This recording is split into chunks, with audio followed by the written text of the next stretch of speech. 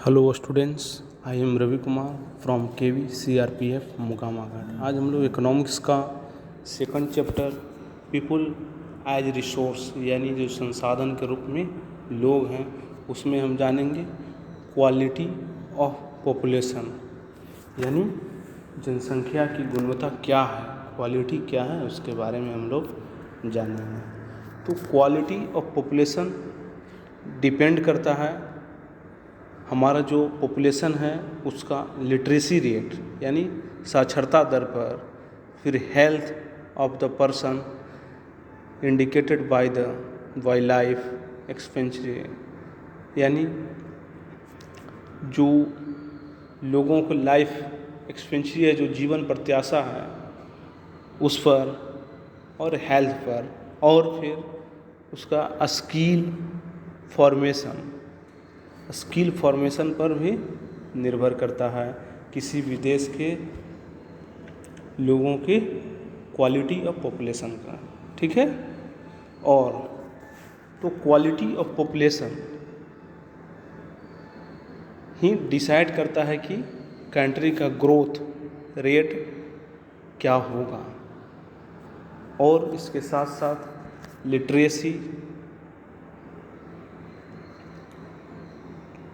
Literate and unhealthy population को जो किसी भी देश के लिए एक लेबिलिटी यानी जिम्मेवारी यानी एक तरह से बोझ की तरह है। अगर अनहेल्दी अगर रहे या फिर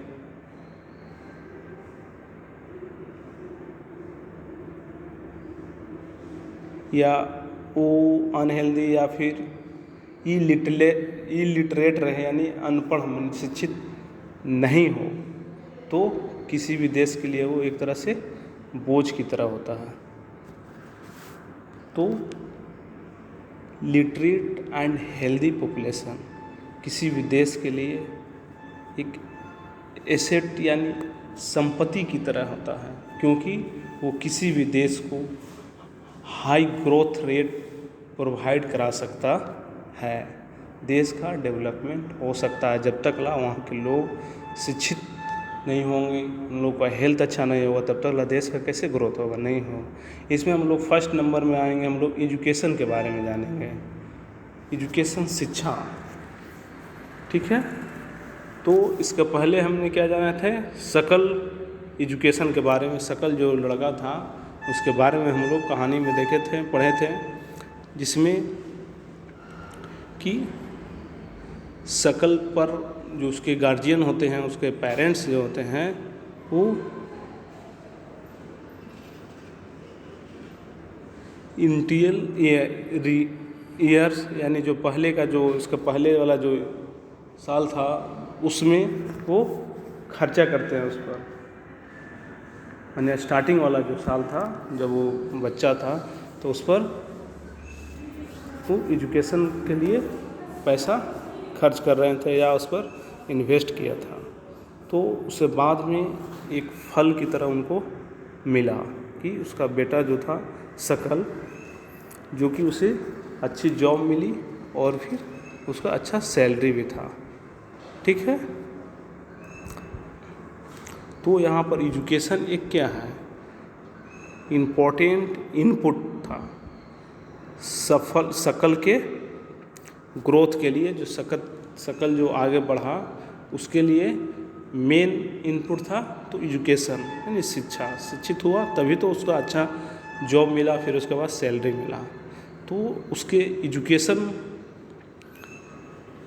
से एक न्यू होरिजन यानी एक क्षितिज जो रास्ता होता है, एक नया रास्ता खोल दिया कि वह एक नए क्षेत्र में जा सके, नया काम कर सके, या फिर उसको नए तरीके के एक्सप्रेशन जो आकांक्षाएं हैं वो हो, और उसके जो वैल्यू ऑफ लाइफ, उसके वैल्यू लाइफ में डिपेंड किया। तो ऐसा नहीं है कि एजुकेशन सिर्फ शकल के लिए ही काम कर सकता है, ऐसा नहीं है। एजुकेशन सभी सोसाइटी के लिए सोसाइटी के ग्रोथ करने के लिए जो सोसाइटी है उसका भी डेवलप करने में हेल्प करता है। ठीक है। और इसके साथ साथ national income, cultural richness and increase the efficiency of governance, यानी इसके साथ साथ जो नेशनल इनकम भी बढ़ता है और कल्चरल रिचनेस जो संस्कृति जो समृद्धि होती है वो में भी इंक्रीज करेगा, और इसके साथ साथ इफ़िशियंसी ऑफ गवर्नेंस यानी प्रशासन की जो कार्य क्षमता होती है उसमें भी इंक्रीज करेगा यानी बढ़ेगा। तो एक तरह का प्रोविज़न ऐसा बनाया गया ताकि यूनिवर्सल एक्सेस प्रोवाइड किया जा सके, और जो क्वालिटी ऑफ एलिमेंट्री एजुकेशन है, क्वालिटी इन एलिमेंट्री एजुकेशन को अच्छा किया जा सके, और जिसमें स्पेशल एम्फेसिस ऑन गर्ल, जिसमें मेन रूप से जो गर्ल्स हुए यानी जो लड़कियां हुई उसके ऊपर। और इसके अलावा इंडिया के हर एक डिस्ट्रिक्ट में, हर एक जगह पर जो हर एक डिस्ट्रिक्ट में एक स्कूल खोला गया है, कौन, लाइक नवोदय विद्यालय।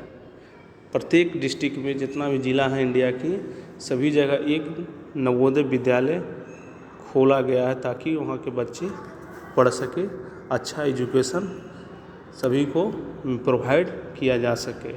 ठीक है। और इसके साथ साथ वोकेशनल कोर्स के लिए जो वोकेशनल कोर्स है, वोकेशनल स्ट्रीम भी खोले गए हैं जिससे कि जो हाई स्कूल स्टूडेंट्स हैं, जो उच्च विद्यालय के जो बच्चे हैं, उनको नॉलेज एंड स्किल दिए जा सके ताकि वे डायरेक्टली वो जॉब में इंटर कर सके। स्किल जब डेवलप रहेगा तो वो जॉब के लिए डायरेक्ट वहाँ से जा सकते हैं। ठीक है। तो गवर्नमेंट के द्वारा एक फर्स्ट प्लान में होता है, 5 ईयर जो प्लान होता है पंचवर्षीय योजना, उसमें स्टार्टिंग में 151 करोड़ का एजुकेशन पर लगाया गया था पैसा, 151 करोड़ रुपया खर्च किया गया था एजुकेशन पर फर्स्ट प्लान में।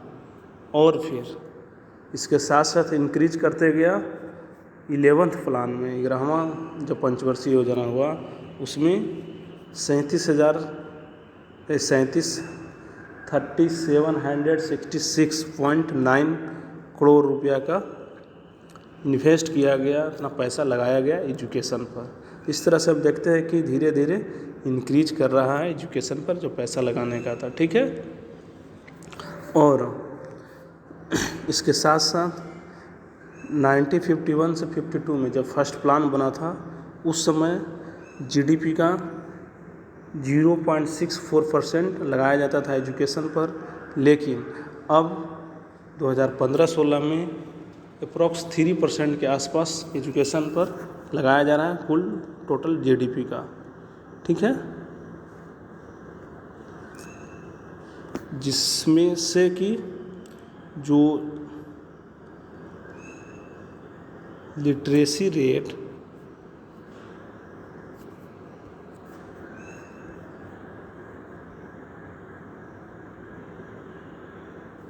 जिससे कि जो लिटरेसी रेट है वो 1951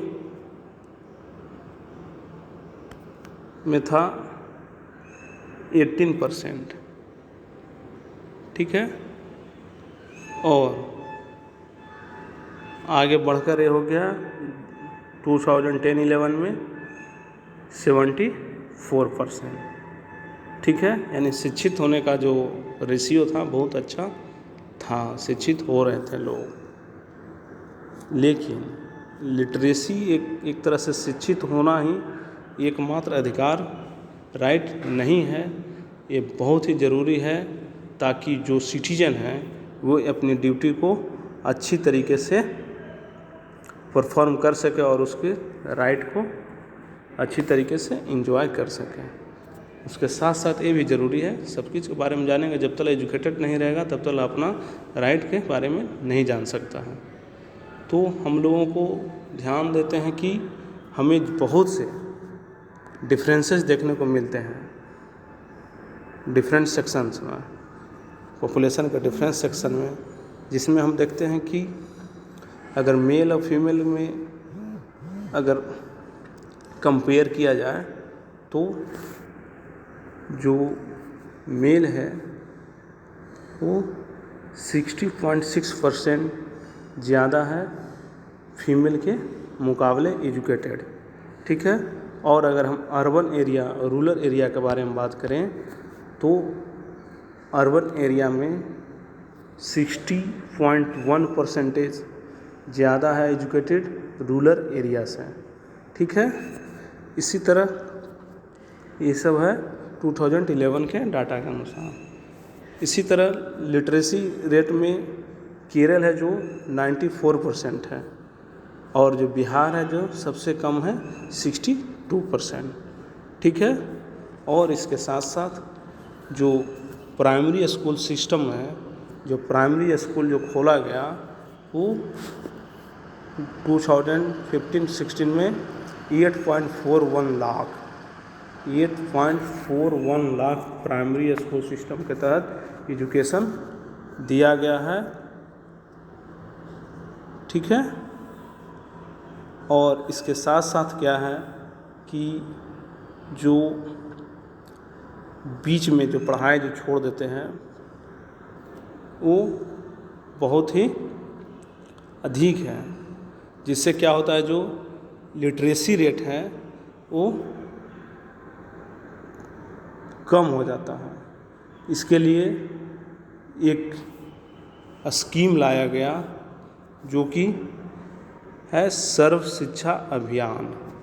सर्व शिक्षा अभियान के तहत है कि 6 से 14 ईयर ओल्ड जितना भी बच्चे हैं 2010 में लाया गया, उनको एलिमेंट्री एजुकेशन सभी बच्चों के लिए ज़रूरी कर दिया, प्रोवाइड करना। हर एक को शिक्षा का अधिकार दिया गया कि वो शिक्षित हो सके। इसके लिए सेंट्रल गवर्नमेंट या फिर जो वहाँ के लोकल गवर्नमेंट और फिर प्राइमरी जो एजुकेशन की goal of universalisation of elementary education, यानी जो प्राथमिक जो शिक्षा के सार्वभौमिक लक्ष्य को प्राप्त करने के लिए केंद्र सरकार ने, या सेंट्रल गवर्नमेंट होता है, वो पहल किया। जिसमें इसके साथ साथ और क्या किया कि जो एलिमेंट्री जो एजुकेशन है उसमें एक ब्रिज कोर्स लाया, यानी सेतु पाठ्यक्रम, और एक लाया बैक टू स्कूल कैंप्स, यानी स्कूल लौटो शिविर स्टार्ट किया ताकि बच्चे का अधिक से अधिक उसका एडमिशन हो सके, इनरोलमेंट उसमें नामांकन हो सके स्कूल में, ठीक है। इसके साथ साथ और भी बच्चे को अटेंडेंस बढ़ाने के लिए कि और ज़्यादा यहाँ उपस्थित हो सके स्कूल में, उसके लिए एक स्कीम लाया गया। वो था एक स्कीम लाया गया था मिड डे मील स्कीम, यानी दोपहर के भोजन की योजना लाया गया था।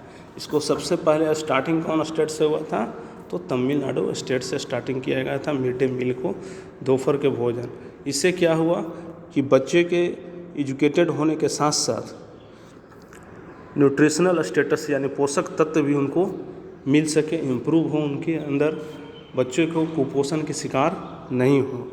इसलिए मिड डे मील स्कीम लाया गया, दोपहर के भोजन की योजना चलाया गया ताकि गरीब घर के बच्चे भी पढ़ सके और साथ साथ उनका पोषण जो स्थिति होता है उसको भी मिल सके, ठीक है। और इसी तरह 12th प्लान में जो 12th जो ब्राह्मी पंचवर्षीय योजना जो बना, उसमें प्लान बनाया गया कि ग्रॉस इनरोलमेंट रेशियो जो हायर एजुकेशन में है, जिसका एज ग्रुप कम से कम 18 to 3 है उसमें कम से कम 25.2% का एडमिशन हो 17-18 तक, 2017 से 18 तक।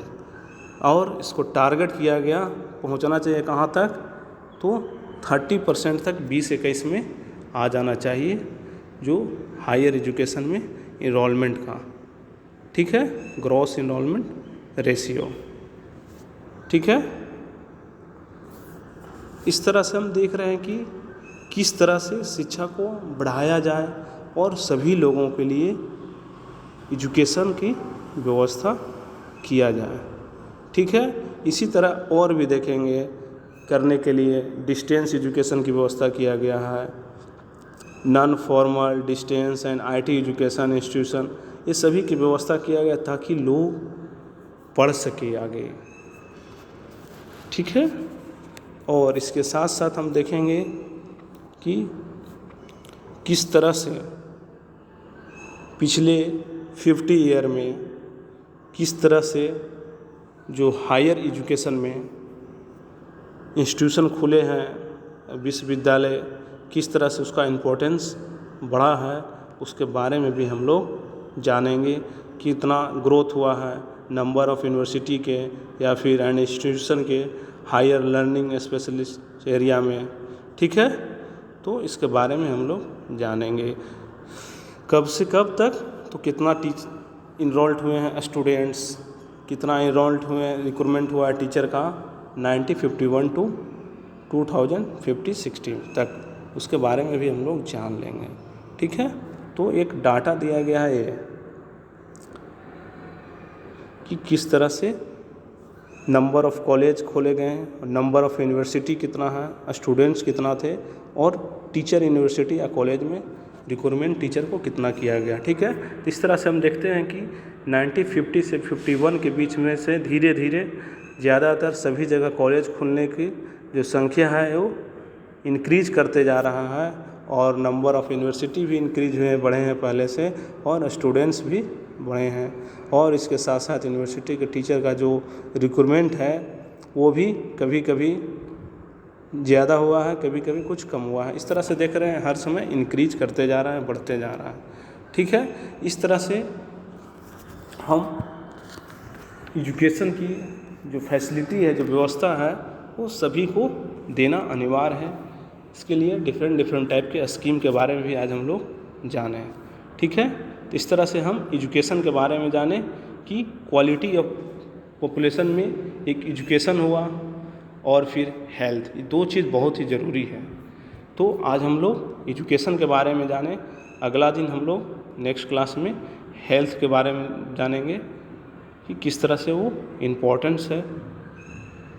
ओके।